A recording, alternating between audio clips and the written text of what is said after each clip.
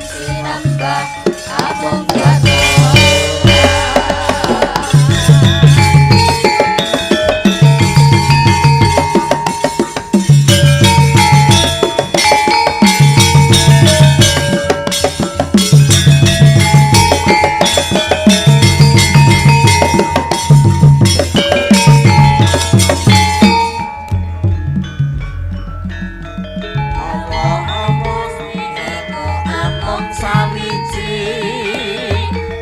Nyukupi kebutuhan sayake tanpa putra uga tanpa nutraake ora ana sawiji kang adane panono kang sinembah amung zat maha murah panono kang sinembah amung zat maha murah.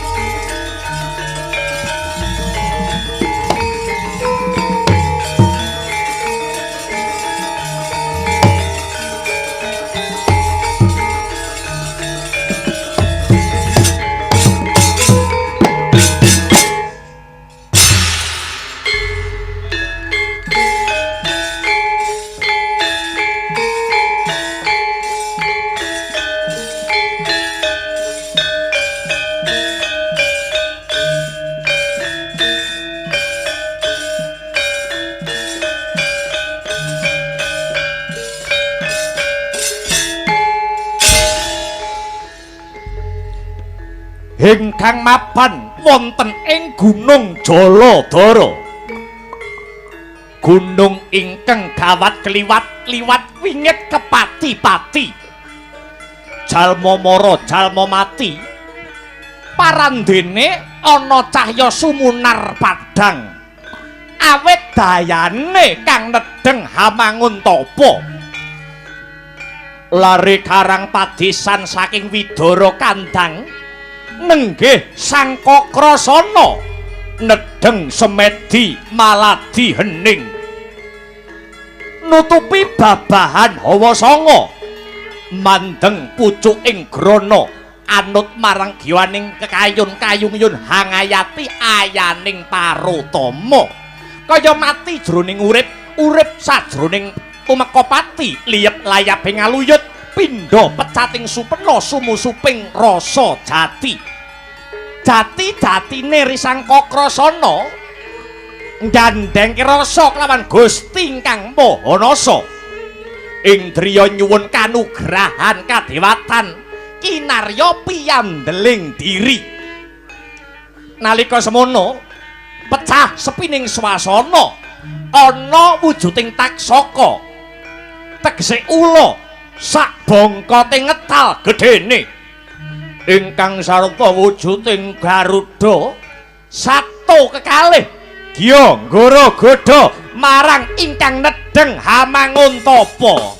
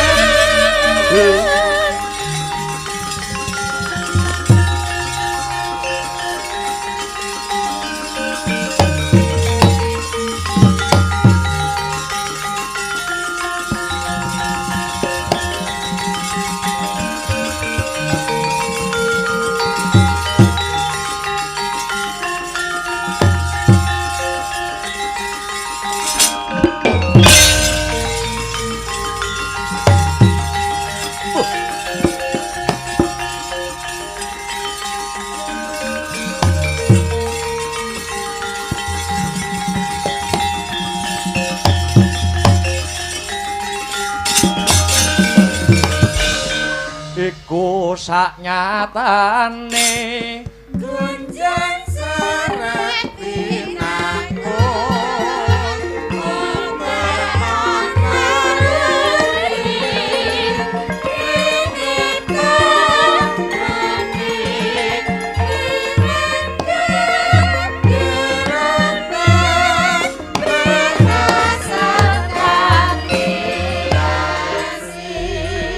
Om awik nam sekaring bawana langgeng titah ulun ngger Kakrasana hayuwa kaget ati kita ulun kang mrepeki jeneng kita kang nedheng Yoga Brata ana madyaning alas Krendayana utawa kang mapan ana ing Gunung Jaladara.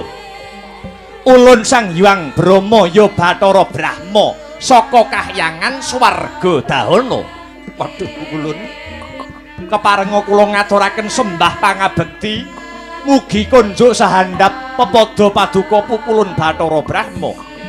Iya Kakrasana banget panarima ulun dene pangestu ulun bae mara enggal tampanana.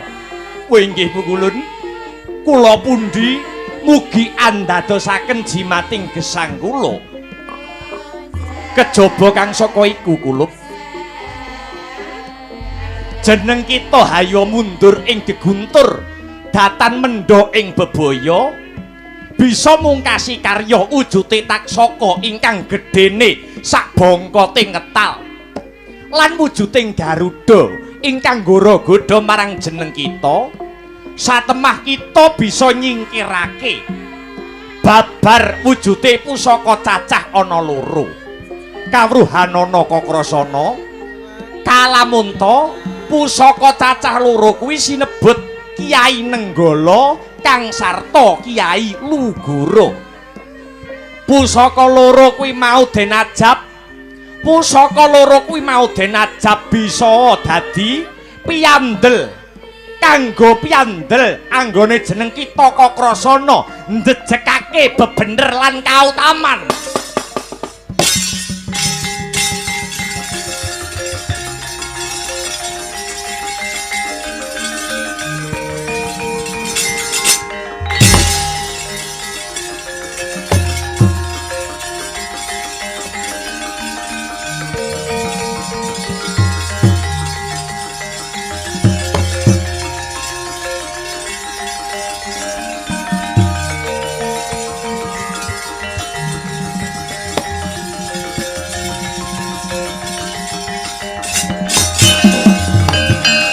Sino karta mretar tamtu ning utama titi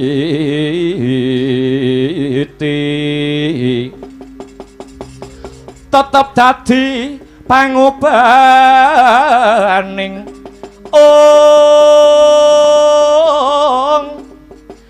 madya tentreming ati tamtu kena tinulado tiasilir wulan dadari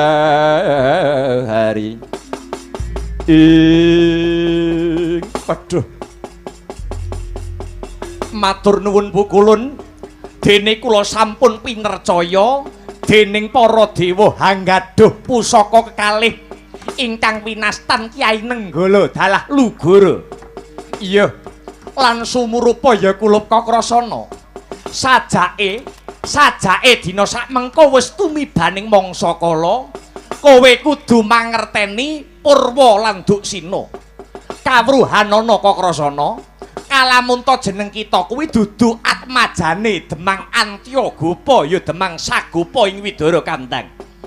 Lugune jeneng kita iku atmajane Nalendra Gong Binetara Prabu Basudewa nitipake jeneng kita Kakrasana marang Demang Sagapa nganti titi mangsa dewasa. Tanpa beda adimu Sinarayana klawan Si Bratajaya. Kuwi kabeh putrane ramamu Sang Prabu Basudewa Kakrasana. Wela dalah.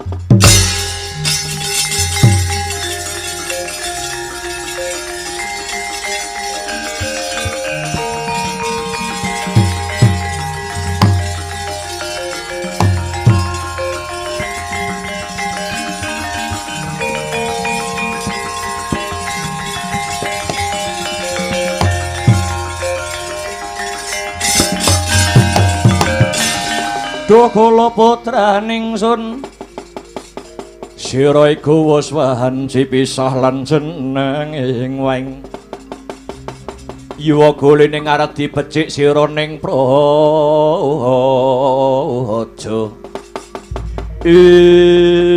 nggih ngaturaken panuwun pukulun padhang tetrawangan raos sing manah kula dupi midhanget babaring sejarah ingkang paduka dawuhaken dumateng jasad kula pun Kakrasana. Mula dina sakmengko jeneng kita dadi tarunaning negara kudu ngatonake dadane. Dadi nom-noman ana sawijining negara aja nganti duweni pitakonan. Negara wis menehake apa marang kowe ning pitakone genti diwalik. Kowe wis labuh apa menyang negaramu? Nggih, Kakrasana. Ing ripalungguhan iki negara Mandura kaya dene ancik-ancik pucuking ri. Saka pakartine Dipati ing Sengkapura jejuluk Kangsadewa. Kangsadewa mau bakal ngrong-rong kawibawane praja Mandura. Mula mumpung durung kebacut jeneng kita Kakrasana enggal baliya ana negara Mandura. Iki wanci kang prayoga kanggo jeneng kita Kakrasana ngetokke lelabuhanmu marang negara Mandura kang dadi bumi kelairanmu. Sendika dawuh Duh Pukulun Bathara Brahma. Kalilan kalilan kula nyuwun pamit saha tambahing pangestu Duh Pukulun ya. Pangestu Kumbanyu Mili. Muga-muga kanthi tandang kridane Kakrasana negara Mandura bisa enggal antuk pepadang ya, Ngger. Sinokarta mreta tandu tanduning utama dadi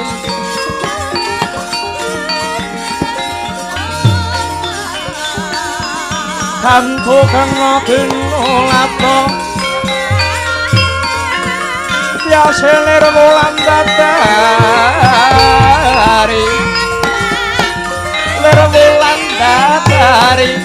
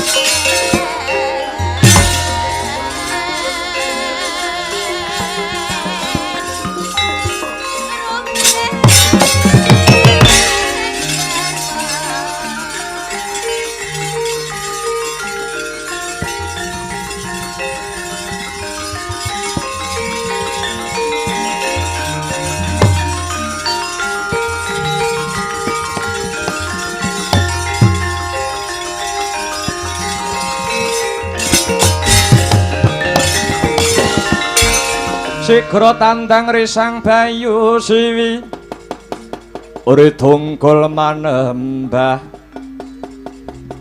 anglir baya kuntap ing weladalah ya jagat ya dewa ya bathara we durung suwe anggonku ngancik Gunung Saptawarga. Lah kok iki dadi kepapak ana satriya gagah prakoso. Dasare ya gedhe dhuwur, cerapang sing dadi brengose melang-melang kang dadi dadane sak tebok jembare biyuh pating grantong otot bebayune. Maradyage Sajarwa. Kowe kuwi sapa Kisana? Wah. Kowe tambuh karo aku. Iki bocah Sapta Arga. Panenggak Pandhawa Bratasena sing dadi jenengku. Sik. Kowe kok kandha nganggo tembung Pandhawa? Aku tak takon wong tuamu lanang ki sapa? Swargi Bapak Pandhu Dewayana, ibumu Kunti Talibrata. Kowe ponakanku dhewe, Ngger.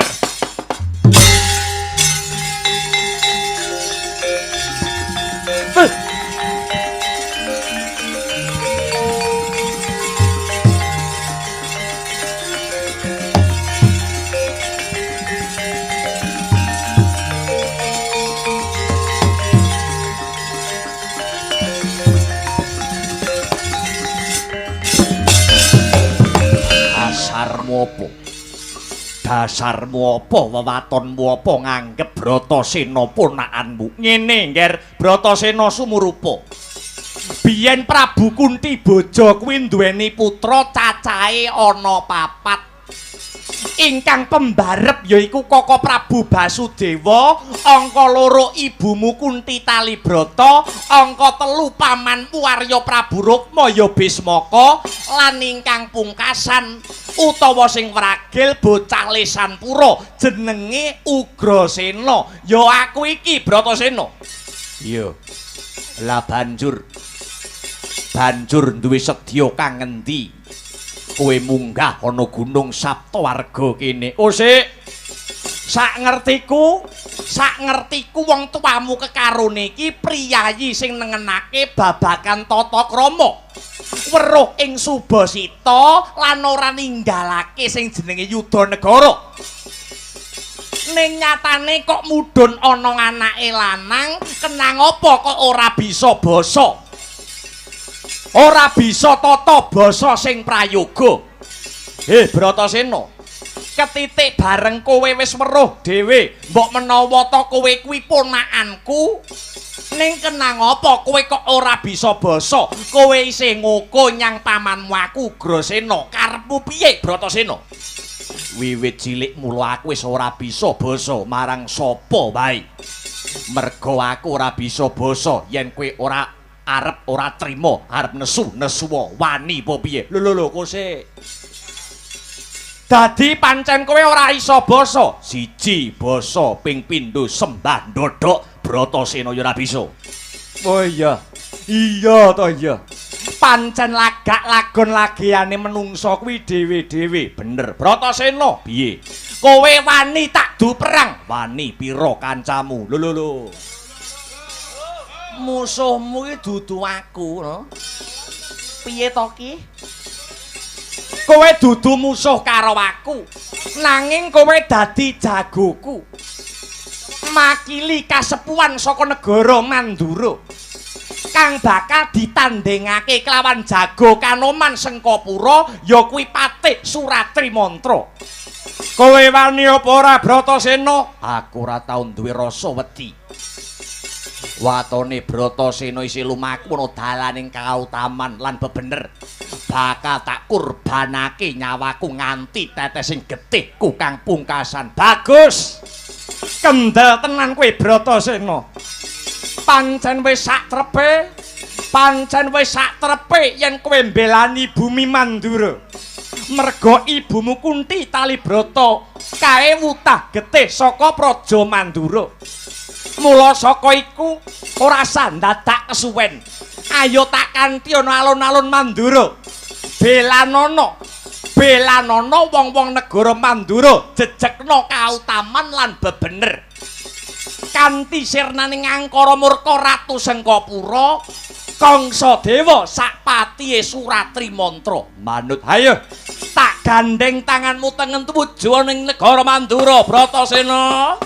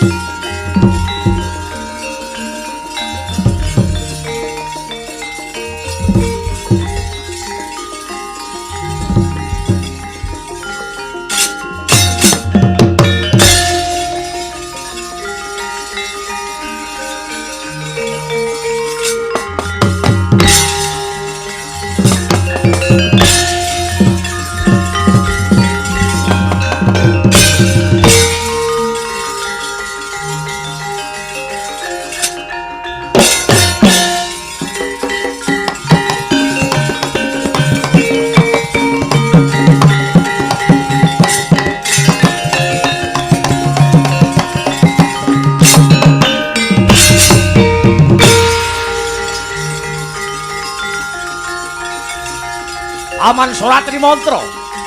Mriki Paman.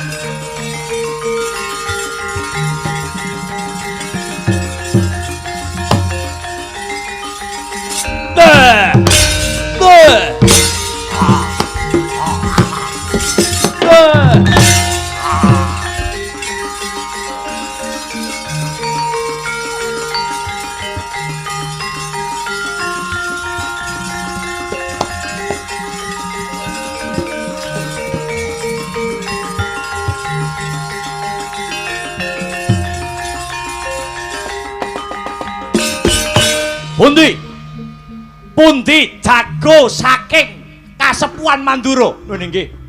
Nembe melampah kula aturi sumene sak wetawis. Kaya ngapa? Kaya ngapa jagone wong Mandura babak timbang apa ora? Iki mengko luput katuranggane sisip sembire. Mesti jago kok Mandura kalah mati musuh jago Sengkapura si Paman Suratri Mantra. Wah! Woi, biar tunggu.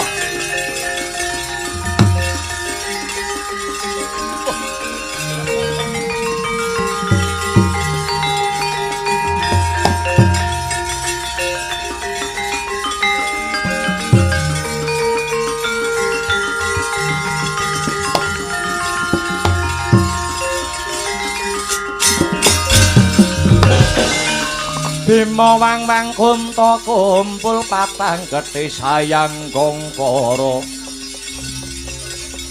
gatanira mubat mahabit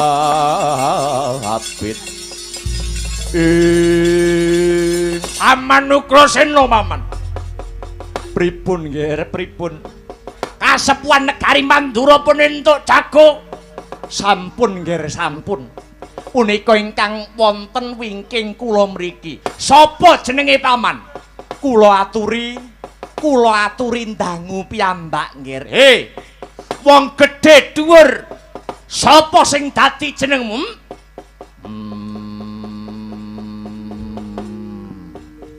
Edian. Lagi ngreng jagate wis horeg.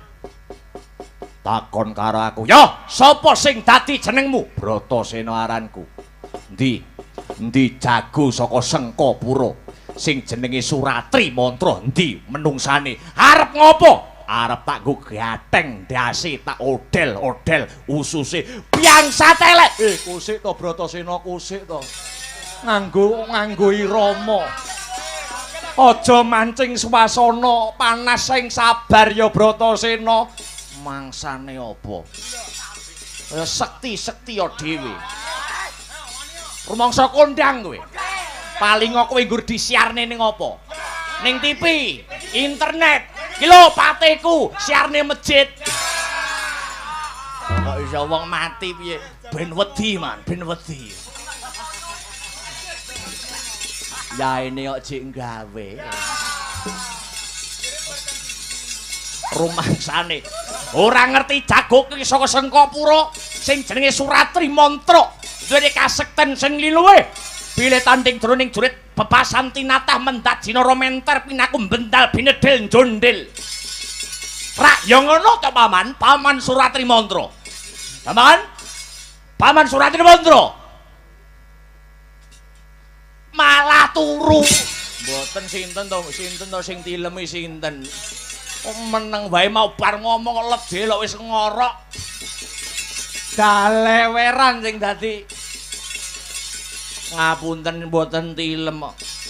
Wis ngerti pethuk musuhe lho. Arepe tanding enek musuhe lah kok malah keturon. Nganti isuk pisan keturone. Paman Ugrasena kados pundi nggih? Kiblat 4-5 pancer. Selak pengen mangerteni kaya ngapa to gayenge kaya ngapa to ramene kaya ngapa to regenge. Adon-adon jago ana ing alun-alun negara Mandura iki mengko. Nuwun inggih nggih. Kersane langkung gayeng ditotoi. Pripun? Totohanipun 100 yuta wantun. 1 miliar wantun. 1 triliun wantun. Dipolke pisan bur manuk. Bur manuk niku tegesipun kados pundi nggih? Bur manuk niku upami jago saking Mandura si Bratasena sing kalah ana sajroning adon-adon jago manungsa menika Kanjeng Rama Basudewa kudu lunga saka negara Mandura tanpa gawa bondo sepeser wae. Kosok pangjulik menawi jago kula sing kalah aja ta mung bumi Sengkapura gulu kula udhokke. Pripun? Pripun Paman? Waduh, piye iki Bratasena? Iki tataane negara kowe wani apa ora Bratasena? Wani ya. Yen wani aja wedi-wedi, yen wedi aja wani-wani, tak patenani jago saka Sengkapura. Iya. Kowe yakin? Yakin. Pripun Paman? Nggih, pantun gerek pantun. Wani pantun, wani pantun. Yen pancen kaya mengkono rasah dadak kesuwene gatata-tata. Jagone diunggahke ana blabar kawat janget cilencang. Lho niki ngestoaken dawuh nggih. Bata suminggir.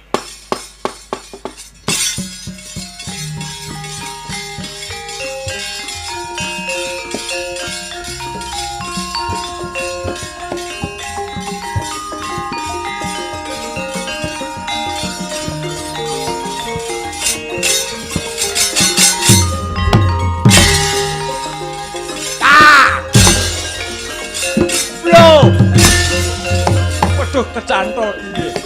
Sari.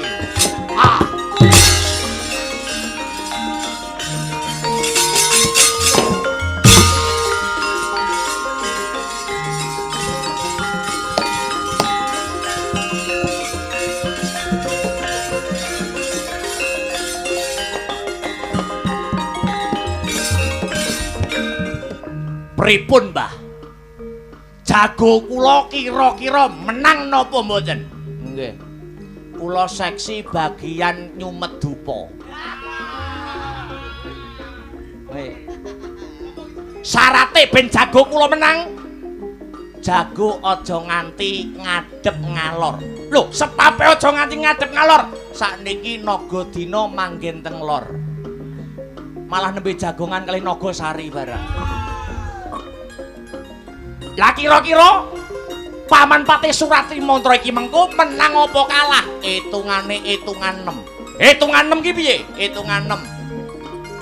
Suratrimandra 1 menang, 2 kalah, 3 menang, 4 kalah, 5 menang, 6 menang.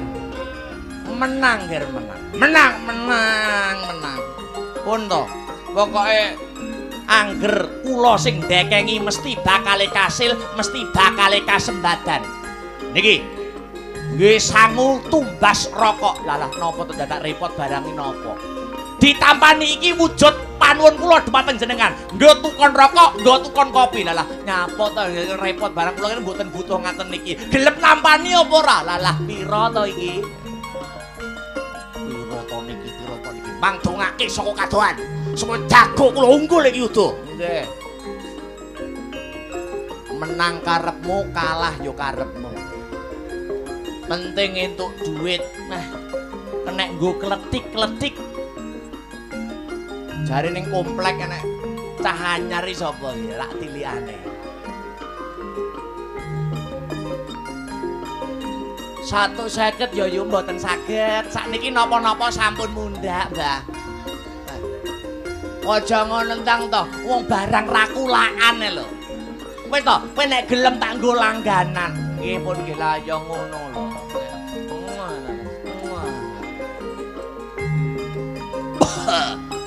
Jago saka negara Mandura kasepuhan lakon mati dening Suratrimandra.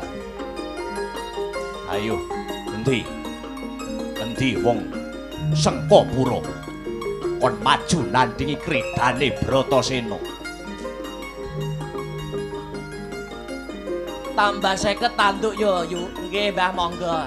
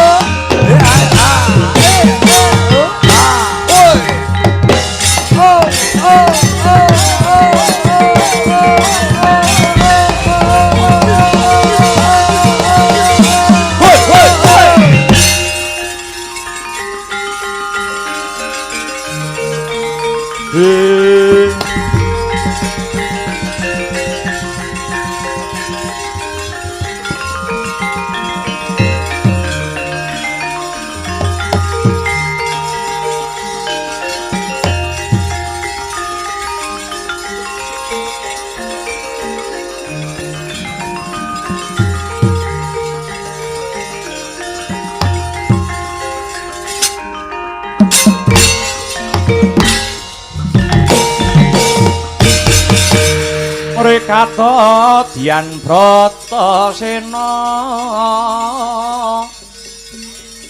kampuh poleng bang bintulu ati sarira ngamula tumong kodhek pok simbar jaja yen ngendika gumaleger kaya guntur kadang panenggak Pandhawa kaya sindu yen lumaris.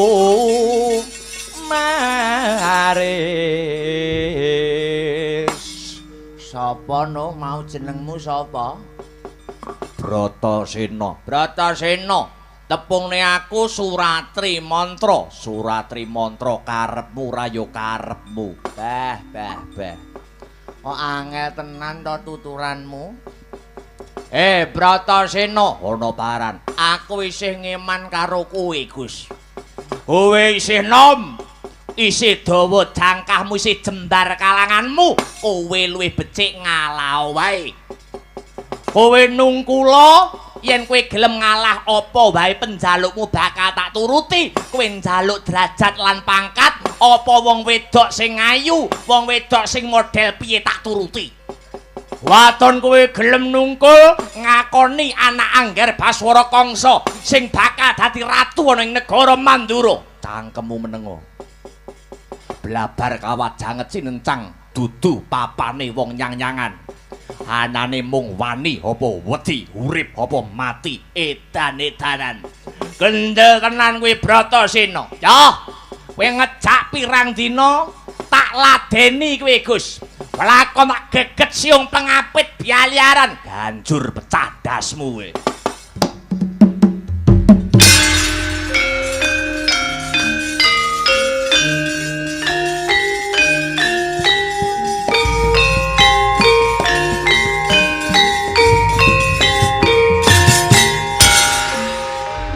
Adu jago diwiwiti dikeplok iyo. Bratasena menang yo. Suratri Mantra bosok yo. Weh cangkeme. Weh diangeran rusuh kowe.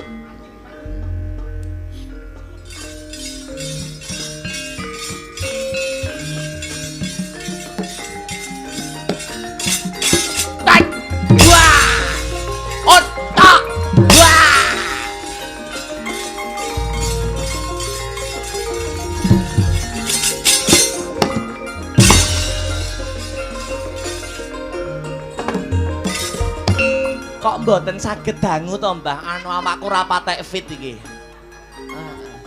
Awakku kudanan rada masuk ngain.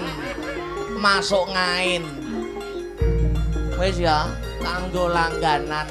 Nggih, ngatos-ngatos, Mbah. Acan I love you pul. Dah. Tuwek pulahane ora. Ali gatel kabeh.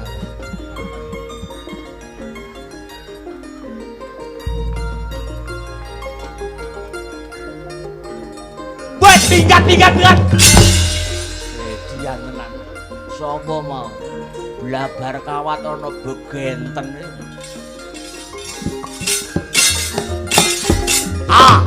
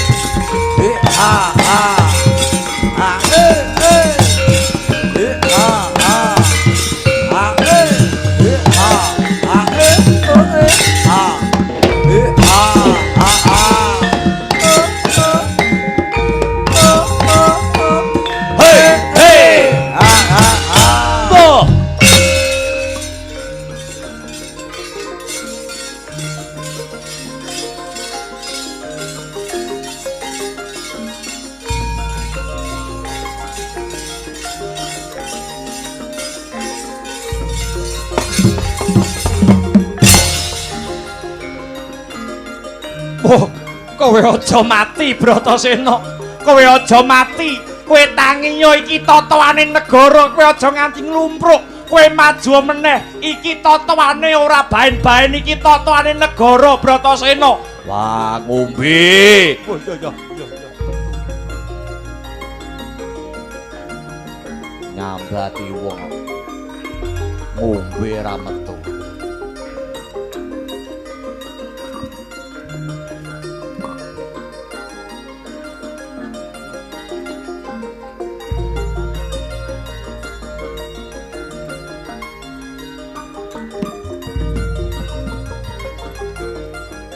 Wis Bratasena, wis.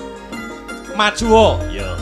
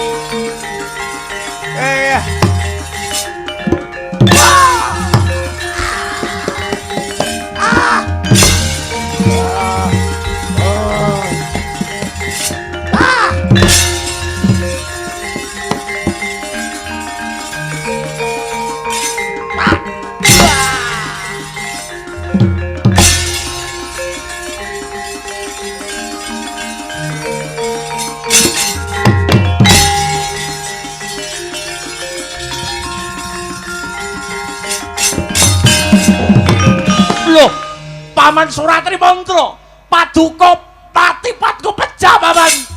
Paman. Wah.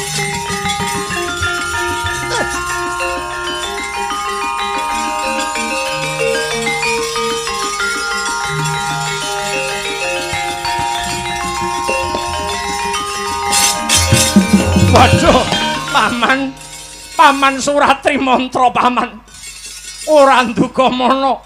Ora nduga mana kowe tumekaning pati, Paman. Oh, Paman. Paman Suratri Mantra. Bangsa Dewa ora narimakake lelakon iki. Hei, Bratasena. Jagone kalah, botohe sing maju bangsat.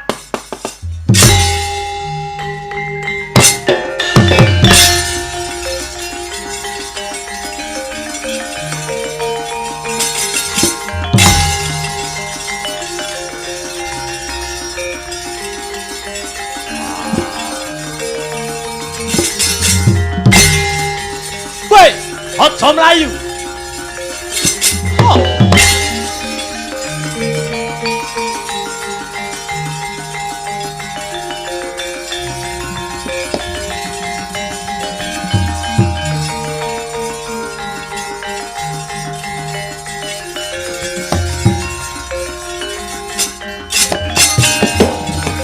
Amuk Suramrata Jayamrata gerbuten aku. Ayo Bratasena. Jagone mati botoe sing mbelani. Aja dupek kowe gembelo ndasmu bisa mateni jago saka Sengkapura. Paman Pate Suratrimatra. Jagone mati adep ana Kangsa Dewa. Ora-orane aku mundur sejangkah. Ayo Bratasena maju. Ki sapa no? Beyuh. Tek enek wong tek ayune kaya ngene. Wiwit pucuk rambut nganti jempol sikil babar pisan ora ana getek cirine. Dasare rambuté ngembang bakung ning ati marake bingung, mripate ndamar kanginan agawe ati kepranan. Lambene manggis karengat yen pinuju mesem angu jiwat payudara wewek ning kathok marake sesek beyuh. Jian sempurna. Pian sapa, Nduk? Piye? Jenengmu sapa? Bratajaya lara ireng. Sapa? Bratajaya lara ireng. Kowe sing tak goleki. Ya.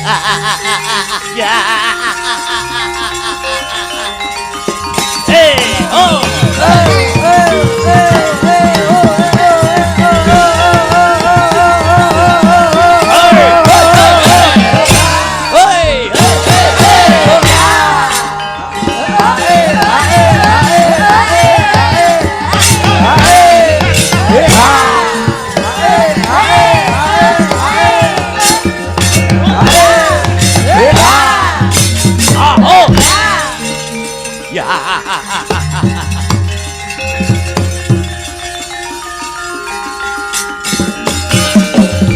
Bratajaya ya lara ireng. Izo. Tembungke ya. Ratu Sengkapura Dipati Baswara Kangsa ya Jaka Maruta. Kowe yen sesandingan karo aku ora-orane tumibaning parang curi ning bakal tumibaning kasur babut. Tak pek bojo ya. Bojo ki panganan apa? Lho piye to? Bojo kuwi tegese kanca urip.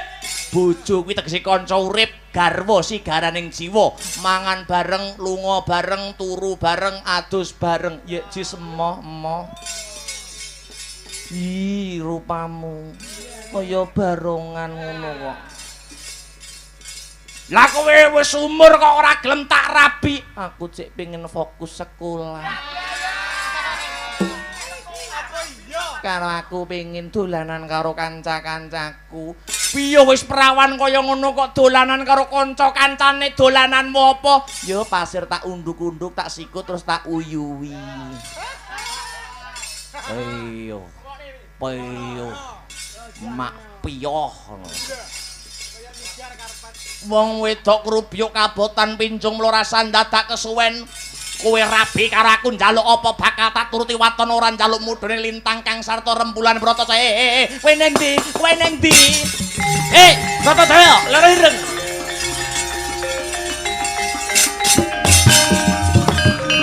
Kowe aja mlayu. Arep mlayu ndelik ana lak-laning naga bakal tak oyak dening Kangsa Dewa ya Jaka Maruta. Rumangsamu yen kowe mlayu ngono apa wis rampung perkarane. Wis dadi sumpahe kang sarta wateke kokrok Kangsa Dewa. Kalamun ana wong wedok kok dicedhaki kok malah mlayu, dicedhaki arep dipek bojo kok malah endo. Ora dituruti piyuh-piyuh malah kaya dijengkrak-jengkrakne Kangsa Dewa. Aku malah ora seneng ana wong wedok dicedhaki kok gampang. Yen dicedhaki saya angel, piyuh tantangan. Nganti tekan ngendi tak tututi Bratajaya.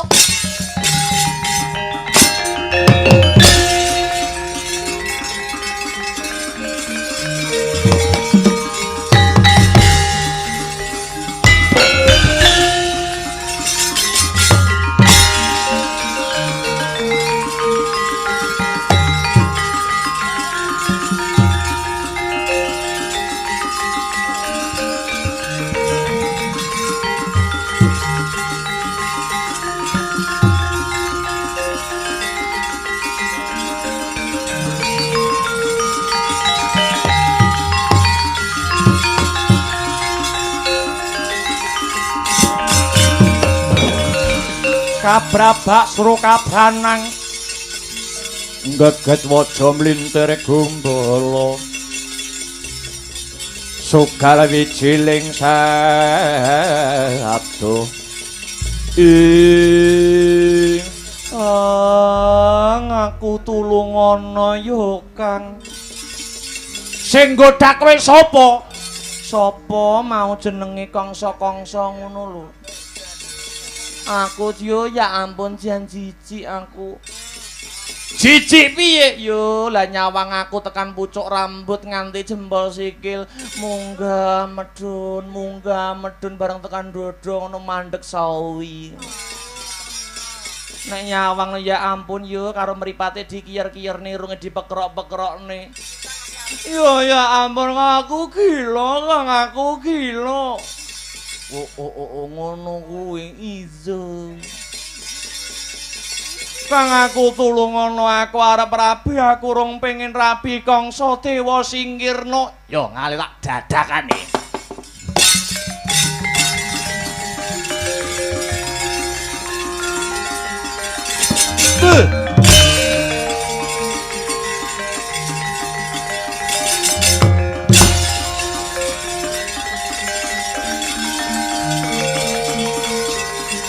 Hei, kangsa.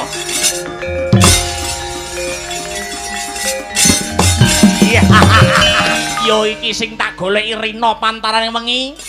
Calon ratu negara Mandura sing digadang-gadang. Sing digadang-gadang besok sinengkake aluhur ganteni Rama Prabu Basudewa kowe jenengmu Kakrasana ya apa ora? Yo Kakrasana pancen kowe aku Baswara Kangsa. Ratu saka Kadipaten Sengkapura. Hei, Kakrasana. Ayo kowe sumingkira tekan papan kene. Kowe dadi klilip tumrape Kangsa Dewanggone pengin ngrong-rong kawibahan negara Mandura. Ndi adimu Bratajaya tak peke bojo. Timbang adiku mbok pek bojo wong adiku tak pakake kirik. Edanane. Aji kirike timbang aku. Kowe ning kene marganing mati kok iki aku dhisik.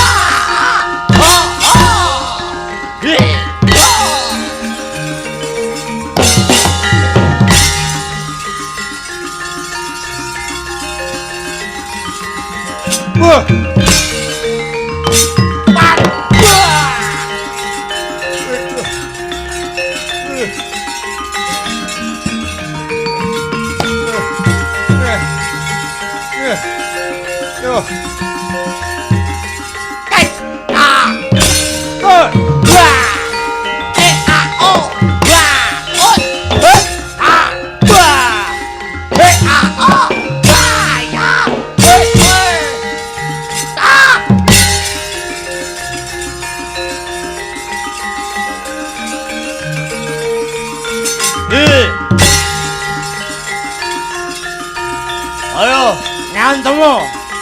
Hai. Hai. Oh, hai. Hai.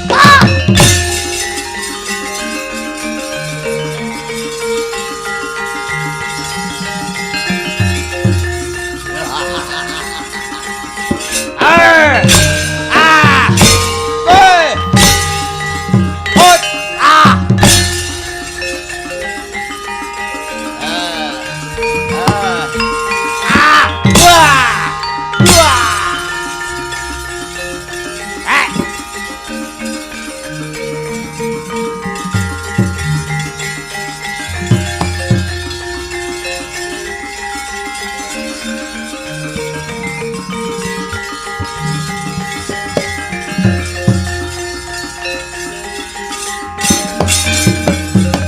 Sandrane kaya banteng ketaton. Anengge sang Kangsa Dewa Denya ngajar dhateng Risang Kakrasana.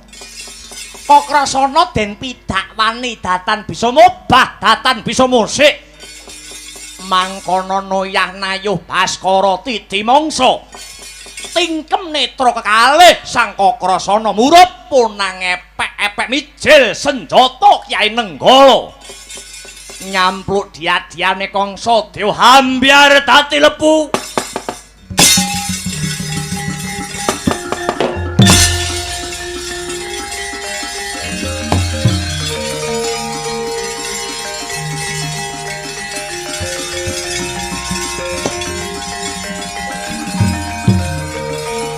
Campur, ayo, ayo.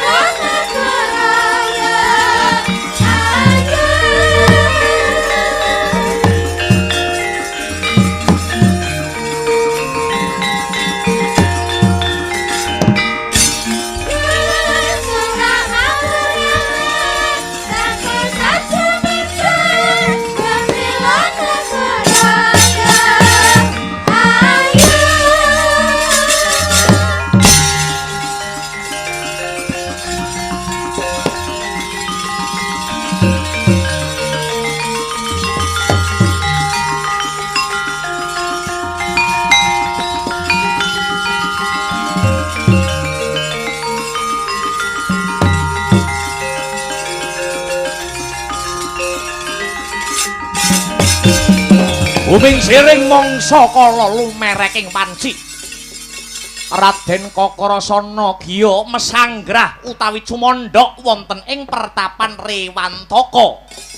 Peparep Begawan Wasi Jaladara sarimbit kaliyan Kang Rayi Sakloro nenggih Raden Narayana dalah Sang Bratajaya. Sedyaning kayun Risang Kakrasana cumandhak mapan ana ing pertapan Rewantaka arsa nyedhake rasa marang purbaning Gusti ingkang Mahanasa. Pasrah sumarah karep benantuk pepadang Sang Kakrasana. Ora mikir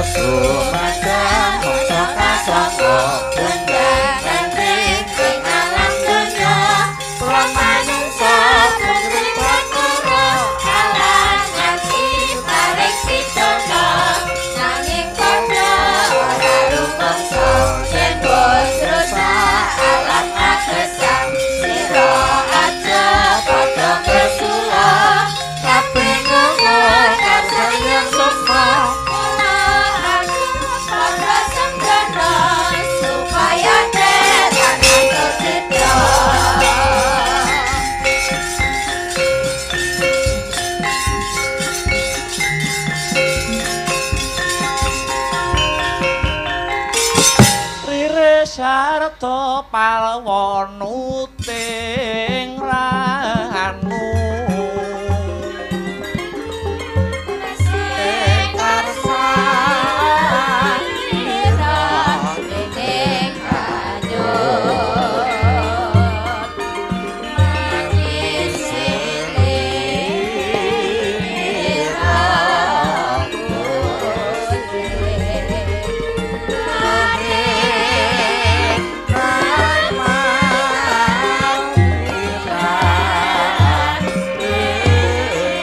Yayi Narayana, apa dene Yayi Bratajaya sagugure sang angkara murka kang disarirani dening Kangsa Dewa wis sawetara suwe Siyadi Sakloro ndak kanthi cumandhak ana pertapan Rewantaka mungkur saka keramean golek papan sing sepi ngupadi kaweningan Kakrasana nindakake namur laku peparap Wasi Jaladara. Kakang Wasi Jaladara, aku iki nganti gumun setahun jembleng serendeng. Awit sekawit kakang iki wonge brangasan. Keladuk pani kurang duga. Lah kok saiki malih grembyang bisa menep rasane, pening pikirane, titis sing dadi panggrahitane. Sak paripolae tansah mikolehi, tur to mikolehine ora kanggo diri pribadi, ning uga murangapi kanggo kawula sak kiwa tengene pertapan Rewantaka iki. Kakang, ndak jaluk kahanan iki bisa lestari yo Kakang. Syukur bage bisa luwih murakapi marang sadengah janma. Nanging ana tetep kuciwane Kakang. Kuciwane mapan ana ngendi Narayana? Umure Kakang Kakrasana ki pira? Udakara 35 taun. 35 taun ya 30 punjul sithik. Sik. Lah wis umur 30 punjul kok urung duwe bojo iki piye ra? Aku ra maido. Anggene Kakang bisa ngayomi lan ngayemi para kawulamu, para rakyatmu. Tur maneh kawula kepara rakyat iki wis akeh sing tresna, akeh sing seneng marang Kakang Kakrasana. Ning maneh durung ana wanodya sing jinejer dadi garwamu.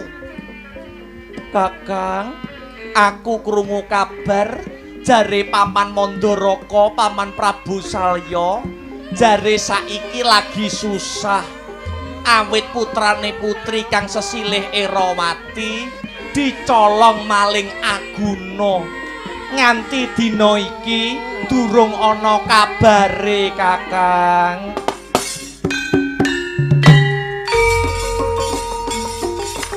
Jrenging ati kaestika biji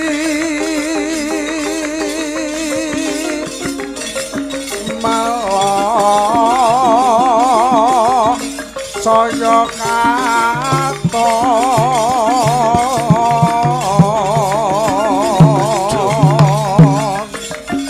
sangja ayu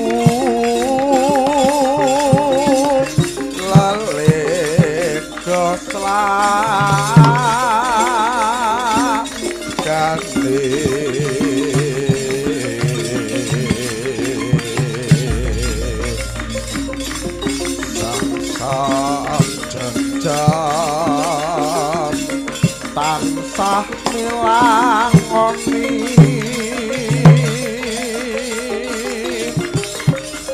Dewi Erawati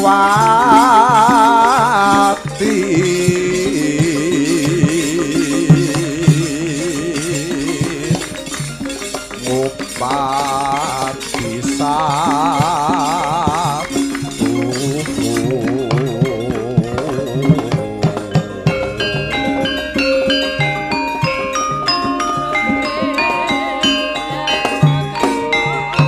bareng aku krungu kabar iki atiku kok rumangsa geter samar sarta kuwatir kaya-kaya ora lila yen Dewi Erawati mau dicidra Duratmaka. Aku ora lila. Niku jenenge Kakang Wasi Jaladara ketaman Jemparinging asmara. Ah mosok kenal wae durung kok gandrung. Lho, saestu Kakang. Gak mungkin Narayana. Kakang, iki banget prayoga kanggo ndadar ketrimaning uripe Kakang Jaladara. Yen Erawati pinesti dadi jodhone Kakang Wasi, aku ora kurang dalan aweh pepadang bisa nemokake Kakang Jaladara kelawan Dyah Ayu Erawati. Iya Narayana lan Lara Ireng. Tak jaluk dongamu muga enggal bisa ketemu Dewi Erawati. Tak aturke ana ngarsaning Paman Mandaraka.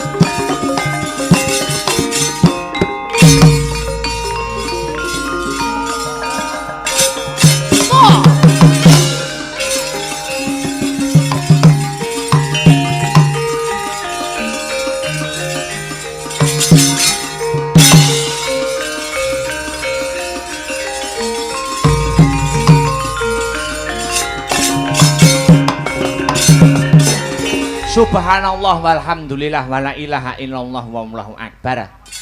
Selamat pagi Mas Gareng. Pagi Dek Petro. Selamat pagi Dek Bagong. Pagi banget Mas.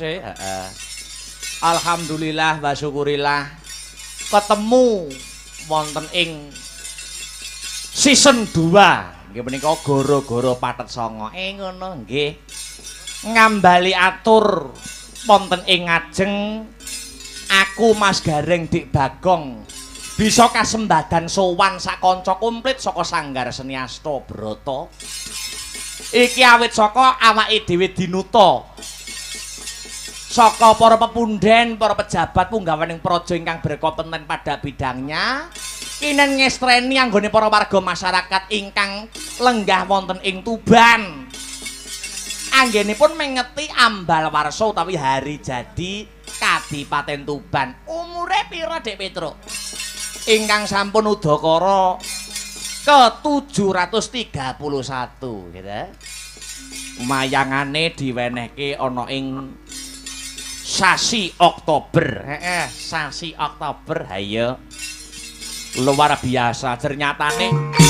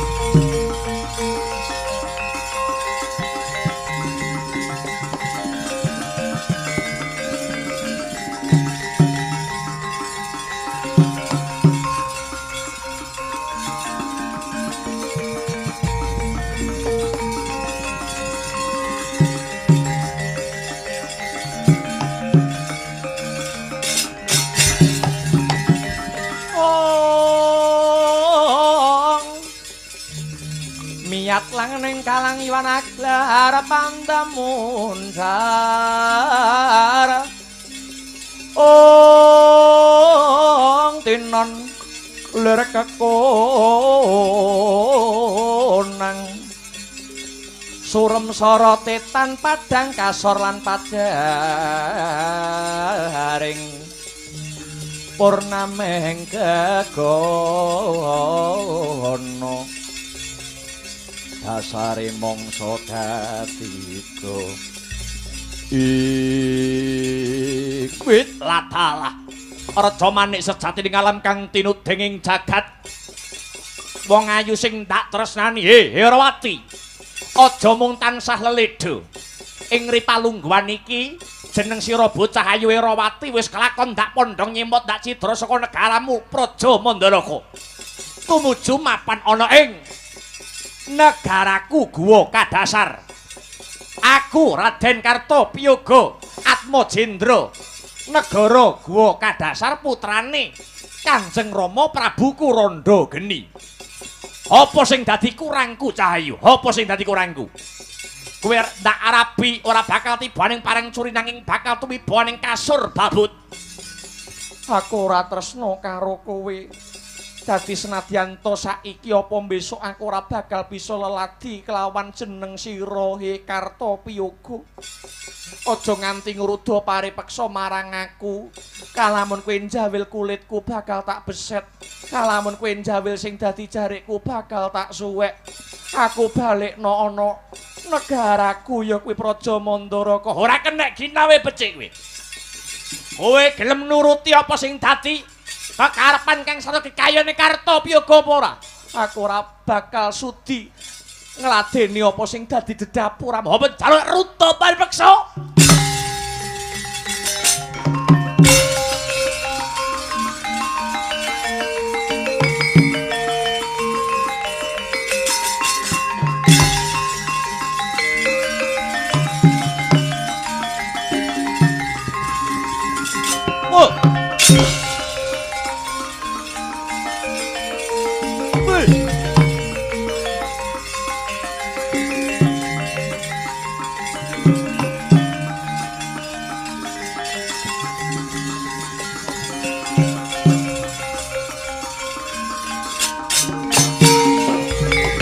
Suta Pandhawa tata gati wisaya ngendriyaksa sara maruta.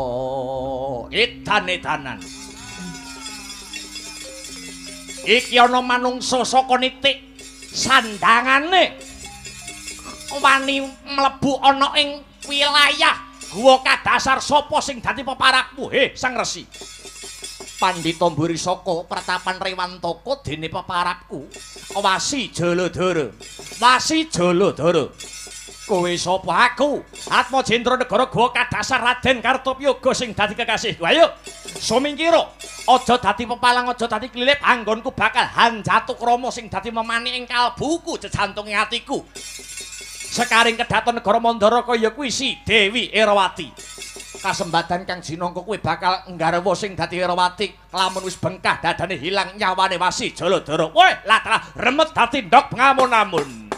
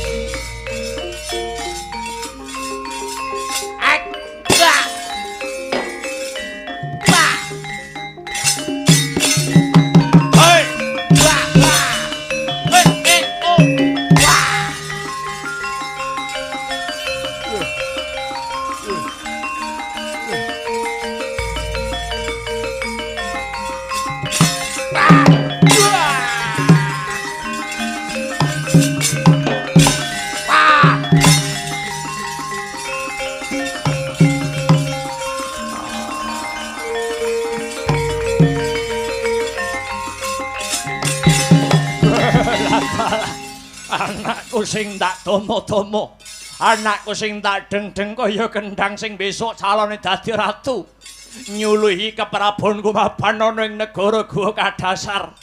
Anakku Kartopyoga mati dipateni karo pendhita Byangsat elek. Anake mati ki bapakne Prabu Kuranda Geni.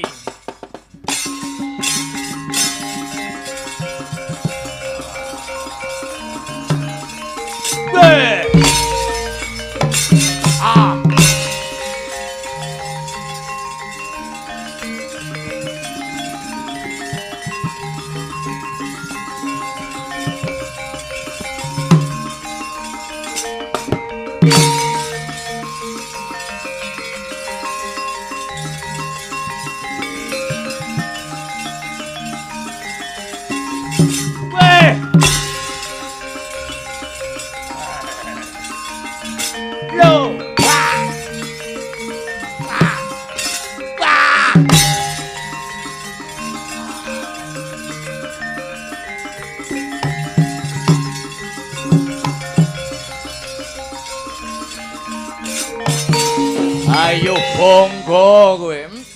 Pendhita saka Rewantaka Wasi Jaladara wanuh wani. Mateni anakku Kartopyoga Gembela sak kentheng dase. Ayo budya kowe. Prabu Kuranda geni ratu saka negara Guwa Kadasar kang bakal ngeterke nyawamu ning neraka jahanam. Oh.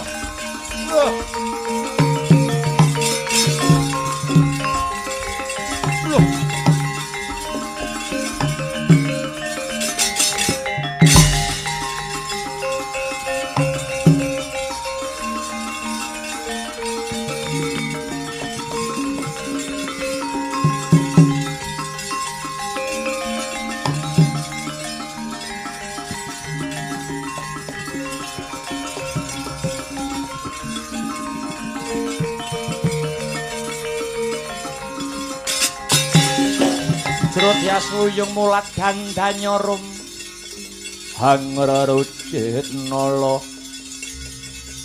linalitan bangkit lali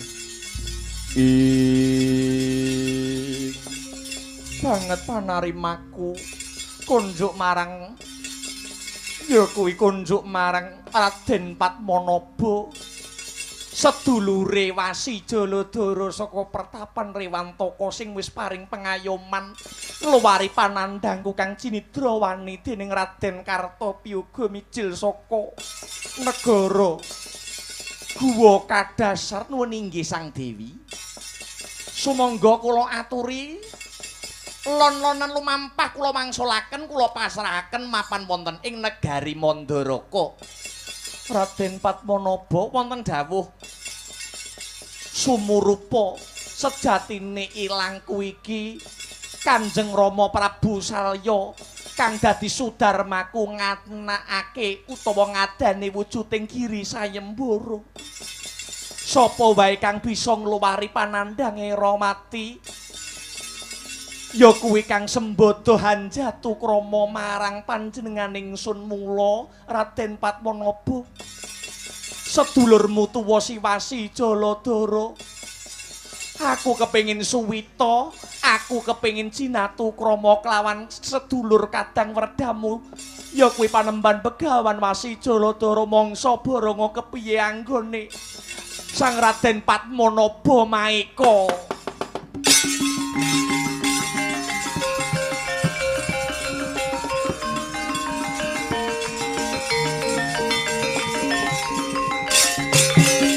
Yo jagat Dewa Bathara, yo jagat Pangestungkara. Dewi Erawati, piye Raden? Meniki. Menapa paduka tresna lair batin kalian Kakang Wasi Jaladara?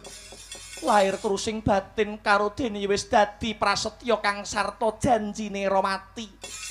Sapa wae sing bisa ngwari panandhangku bakal tak suwitani ragaku jiwaku bakal tak pasrahke sakwutuhe marang pawongan sing bisa ngluwari panandhangku.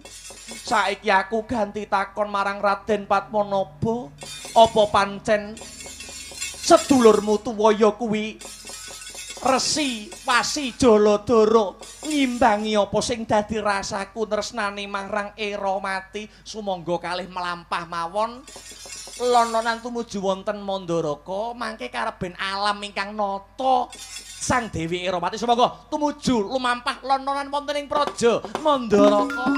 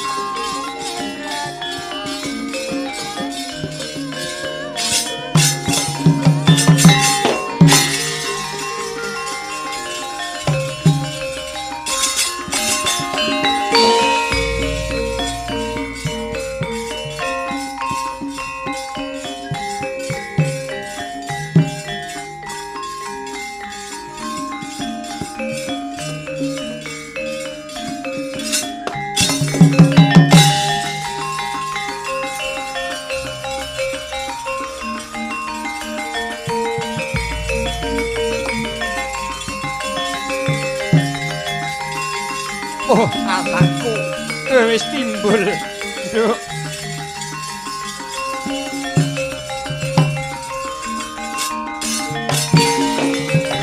Ana padha mirah ingsun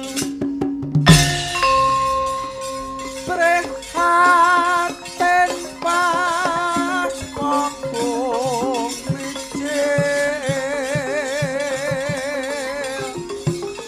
tuhu kahat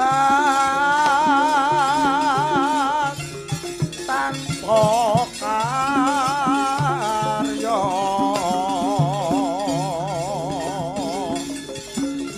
sangkang linuan mekan Gusti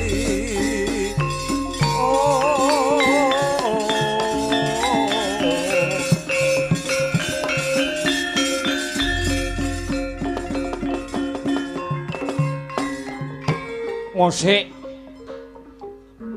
sak timbule anakku sing ndak tresnani lahir kang sarta batin genduk Erawati.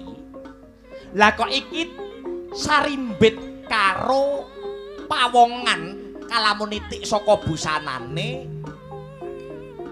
kisana iki mujudake brahmana utawa pandita. Ora teges Prabu Salya iki angkuh nanging katemben wae weruh. Mula aku mitambuh sapa kisana kang nedeng rawuh. Lho nggih. Nderek tepang Hangladiwana kula wasi mijil saking Gunung Rewantaka nami kula pun wasi Jaladara.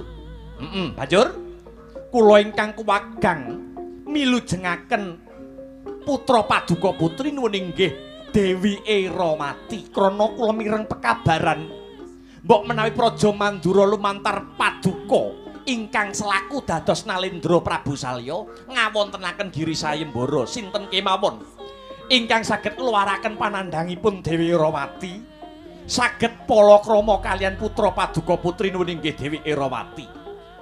Sakmangke Dewi Erawati sampun kula slametaken saking cengkremanipun Raden Kartapyaga dalah Prabu Kurandageni ingkang mijil saking guwa Kadasar mila sowan kula mriki badhe ngebon-ngebon esuk ngudan-ngudan sore ndodhok kori nginang jambe kang sarta suruwe. Mbok menawi kepareng paduka Sang Prabu Salya anetepi prasetyanipun putra paduka putri sageta dados garwanipun kula pun wasi Jaladara pandhita saking Pertapan Rewantaka.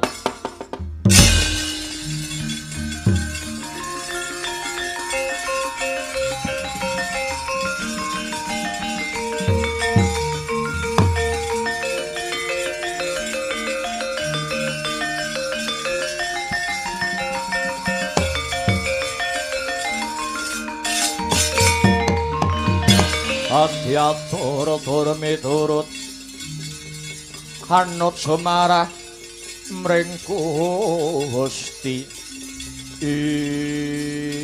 ya jagat dewa Bathara jagat Pangestumpara.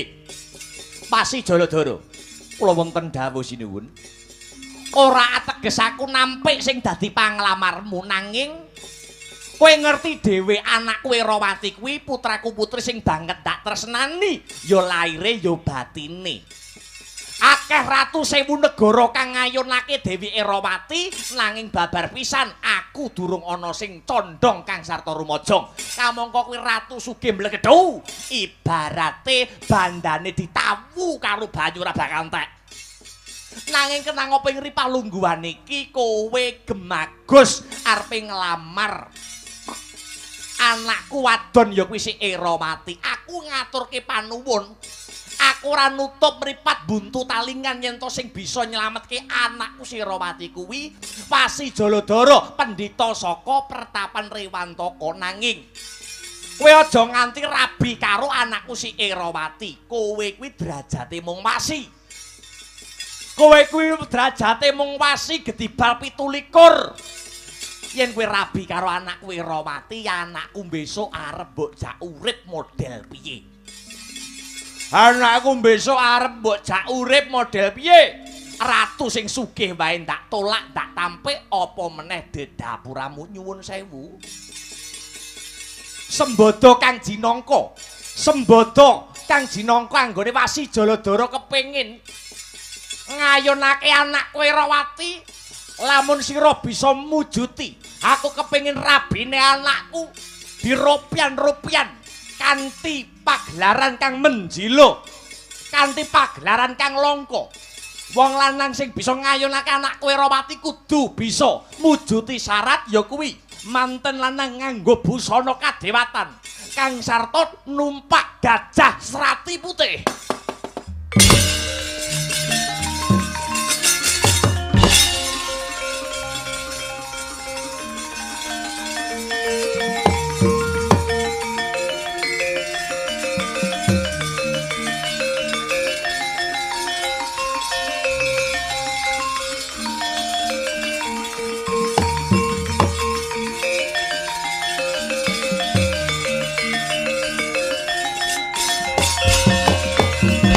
Jagat ya Dewa ya Bathara Kanjeng Rama.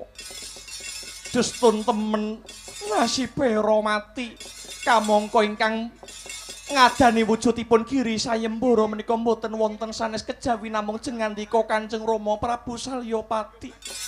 Kenging menapa Kanjeng Rama oncat lincat saking janji ingkang sampun kaweca. Paduka mblenjani tembung ingkang sampun kawedhar Kanjeng Rama. Ingkang prasetya ngadani wujudipun Giri Sayembara menika mboten ngemungaken paduka Kanjeng Rama. Nanging Erawati nggih sampun sumpah sinten mawon ingkang saged milujengaken nasib kula badhe kula suwitani Kanjeng Rama. Menawi paduka nampik panglamaripun Wasi Jaladara menapa paduka Kanjeng Rama kuwagang nyumerapi putra paduka putri Erawati mati gantung wonten alun-alun. Oh. Aja Erawati aja. Oh.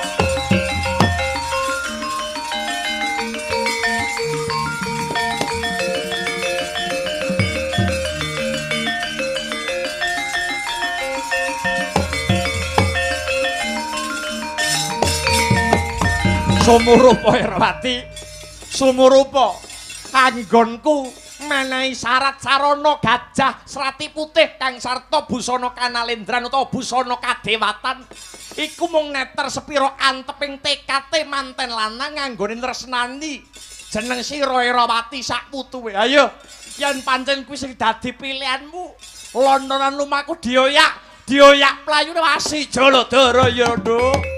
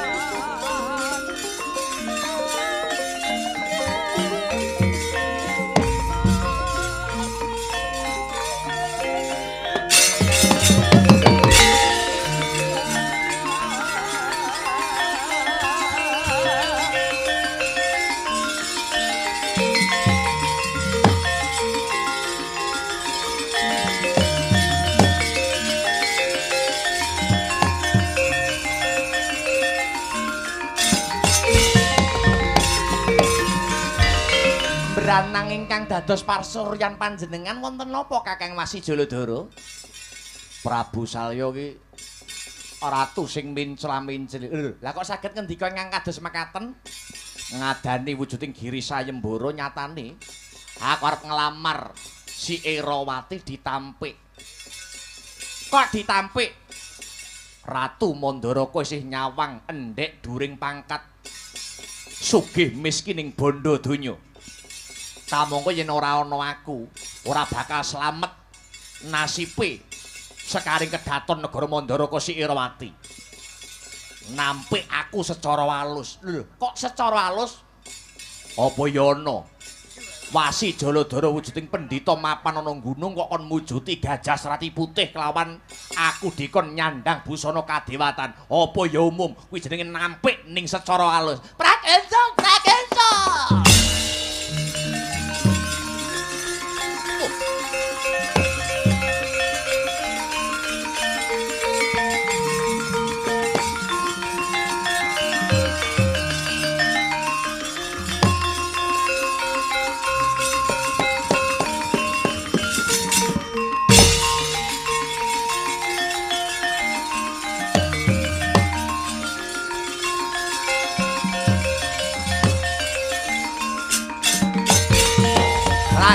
Prakencong Pak Papobu bolong kali sedhe ngetani line Narayana kang sarta Wasi Jaladara. Kula wonten dawuh pukulun Bathara Narada Bathara Kanika putra wonten dawuh marak mangayun manggi kula kalian kadang kula Narayana iki mangkene. Dina iki si Wasi Jaladara kang sejatine Kakrasana nindakake tapa ngrame. Tapa ngrame namur laku dadi pendhita. Mapan ana ing Rewantaka, kamangka kewajibaning pendhita, kewajibane wong kang lagi nglakoni tapa ngrame kuwi bebantu sapa wae kang butuhake bantuan. Lah dina iki kayangan kok ketaman gara-gara kagiri-giri mubal endute si Blegedaba ngakak galak. Kumeter petite sang Hyang Nagaraja agawe goreh rongeh bingung bilunglungan para hapsara mewah hapsari. Gara-gara semundul ing kayangan disebabake ana ratu sing wujute Dwi Pangga utawa gajah jenenge Prabu Puspadenta. Prabu Puspadenta ngamuk punggung Suratamta kepengin dadi ratu ana ing kayangan. Sirnakna singkirna ya Wasi Jaladara yen pancen kowe nindakake tapa krame bebantu sapa wae kang lagi butuhake bantuan.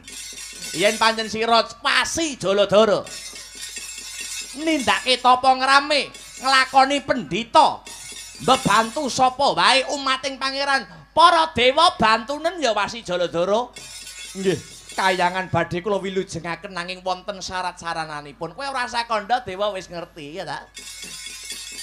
Ya kowe arep rabi karo putri Mandaraka sing jenenge Dewi Erawati nanging kudu mujuti ya kuwi wujute busana kadewatan kang jangkep kelawan Gajah Serati Putih. Lah kamangka Gajah Puspadenta sing ngamuk punggung ana ing kayangan kuwi ya wujude Gajah Serati Putih. Mula iki kena dadi pancatan, iki kena kanggo sulak pepadang anggone si Wasi Jaladara nemokaken titik temu. Nyuwun pangestu kula.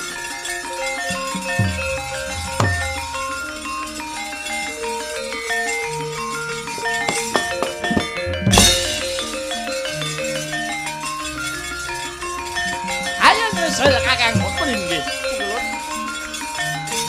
Balik.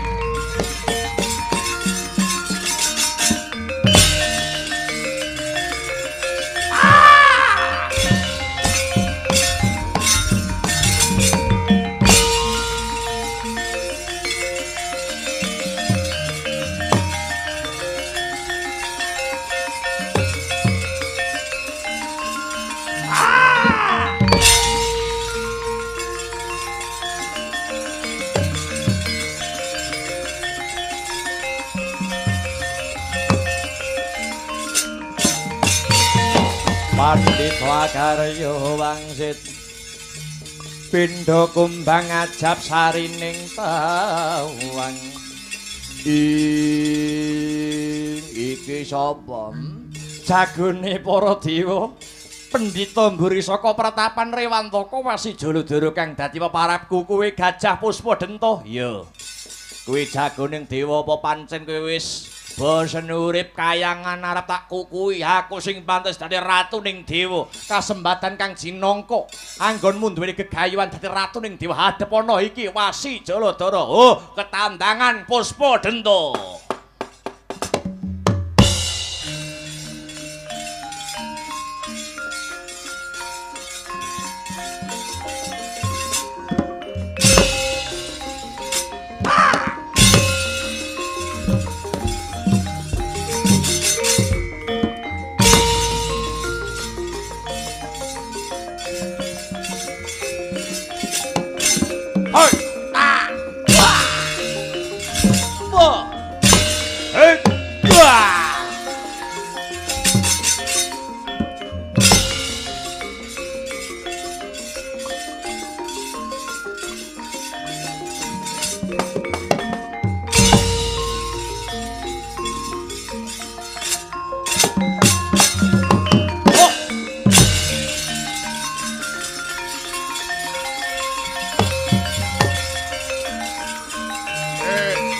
Aduh mati aku.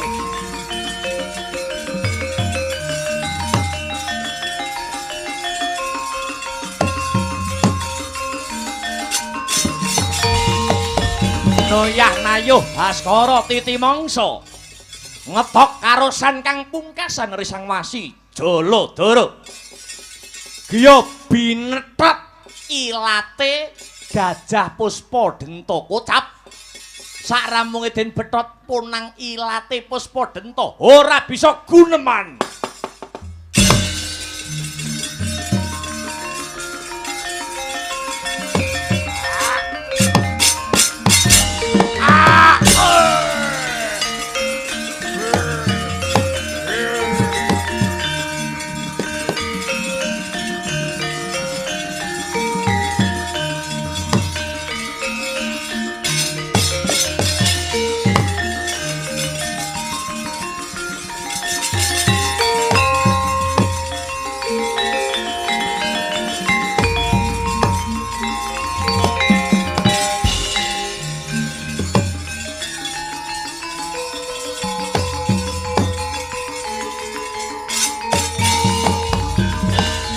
Pinter kowe mbok bethot ilate ora iso guneman iki dadi syarat-sarana rabimu karo Iramati wujude gajah serati putih uga kena kanggo titianmu selawase urip Wasi Jaladara.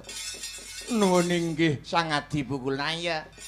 Nanging syarat-sarananipun kirang setunggal nuwun inggih punika Prabu Salya kepengin manten lanang ngagem busana cara kadewatan. Aja kuwatir dewa, klambine pirang-pirang. Dewa serpe klambi pirang-pirang. Yen kurang yen jahit keneh. Lah dadane nganggo busana kadewatan.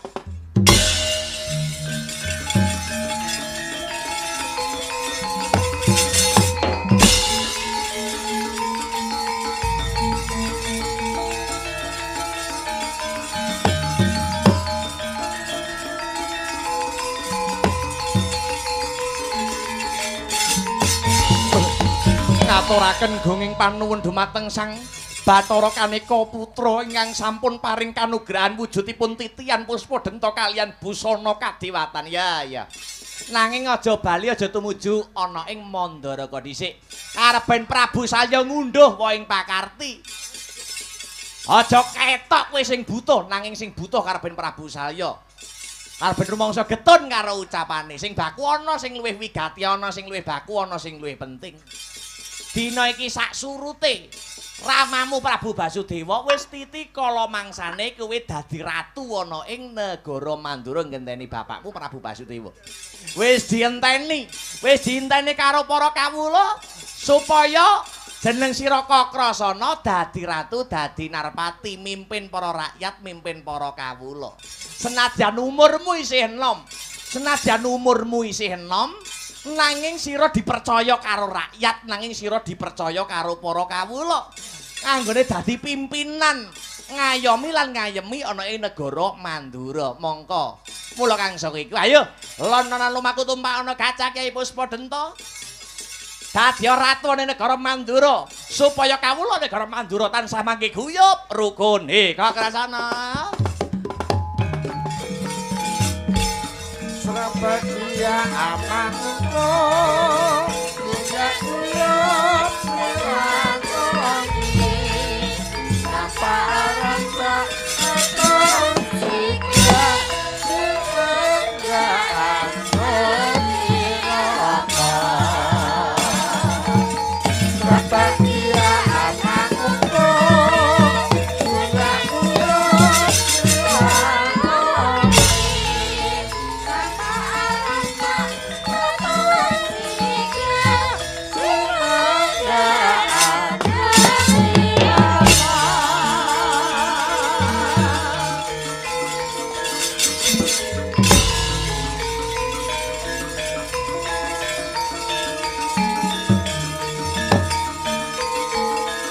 Waduh kok krasa.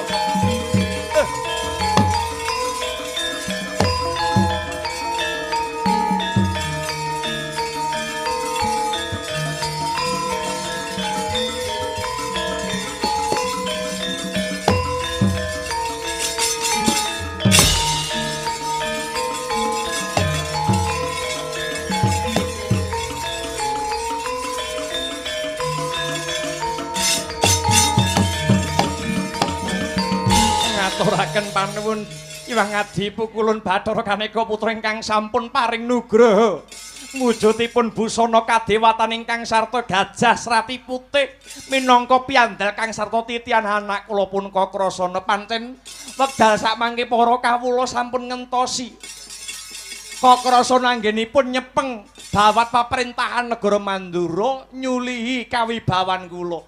Ayo kakrasana lungguh dampar keprabon kene. Arep ben disejeni para kawula negara Mandura ya kakrasana.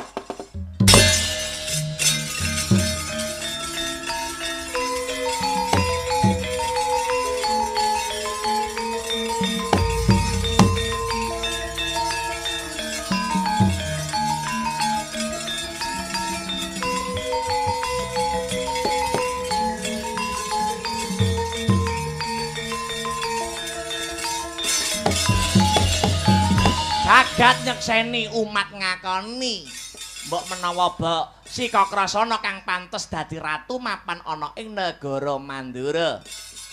Awit bisa, ya ta? Sing dadi pancatan Kakrasana wis bisa nyelametke nasibe dewa. Satemah entuk busana kadewatan kang sarta gajah Puspadenta. Kanthi dasar Kakrasana bisa nyelametke nasibe para dewa, anggonmu dadi ratu sing neksen kiblat papat 5 pancer. Tak tambahi jeneng Prabu Baladewa.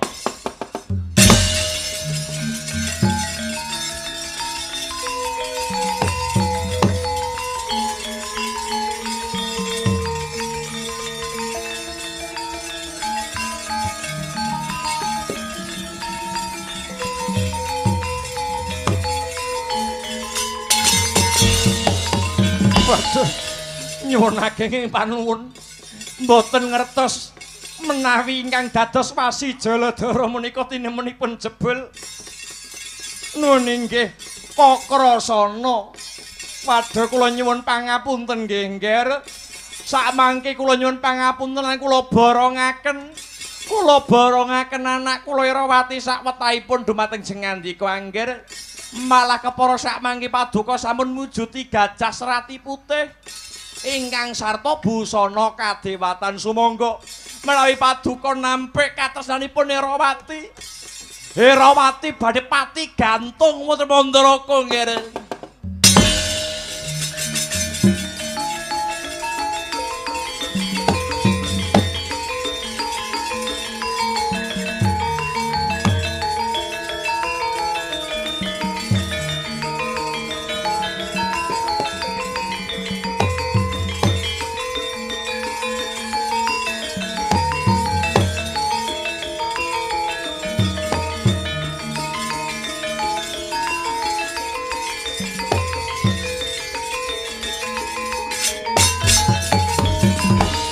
Alhamdulillah.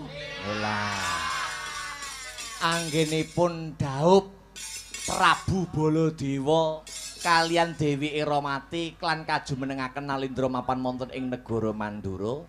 Ateges lakon Banjaran Kakrasana utawi Baladewa Narpati sampun paripurna. Mugi-mugi ingkang becik kena kanggo patuladan sing ala kagilesa anut lakuning jaman. Pancen Prabu Baladewa ingkang dados nalindra mapan wonten ing Mandura putranipun Prabu Basudewa menika pantes sinudarsana lan dados tepa palupi dumateng para kawula nem-neman tarunaning negari. Mbok menawi Prabu Baladewa menika tiyang enom sing ditresnani karo kawulane. Merga wis akeh perjuangane kanggo mbelani apa sing dadi kepinginan para kawula ingkang mapan wonten ing negari Mandura wiwit lakon Kangsa adu jago kang sarta nyelametaken nasibipun para dewa ingkang mapan wonten ing kahyangan. Prabu Baladewa Lestarya, Lestarya anggonmu dadi ratu, lanjutno kepemimpinanmu, Prabu Baladewa. Asmabrata